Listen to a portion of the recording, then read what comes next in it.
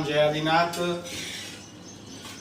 બે દિવસ પહેલા આવેલા તૌકતે વાવાઝોડાની અસરથી પીડિત એવા 3 વ્યક્તિ છે જે એએમસીના ગાર્ડનમાં દેખરેખ કરે છે। તેમનો આપણે 2 દિવસ પહેલા તેમને નાસ્તો અને કપડાનું આપણને આપવાની ભક્તિ કરવાનો લાભ મળ્યો હતો અને આજે કુદરતી એવી મનમાં ભાવના થઈ કે ચાલો એમને આપણે જાતે બનાવેલા પરોઠા અને મરચાં અને એવું પ્રોવાઈડ કરીએ, પૂરું પાડીએ।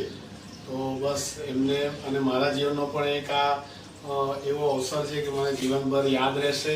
તો એ લગભગ 65-70 વર્ષની ઉંમરના કાકા છે અને એકલા જ છે, ઉમરભાઈ નામ છે। તો તેમને આ સરપ્રાઈઝ આપવા હું જઈ રહ્યો છું।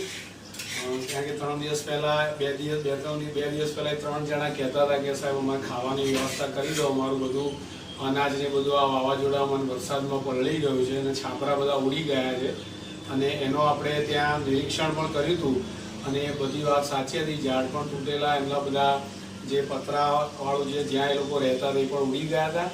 તો એક મનમાં ભાવ સરસ થયો। આપ સૌ દર્શક મિત્રોને નમ્ર વિનંતી કે આપની આજુબાજુમાં પણ આવું કોઈ ઘટના ઘટી હોય તો બને તેટલી યથાશક્તિ તેઓને મદદ કરવા વિનંતી।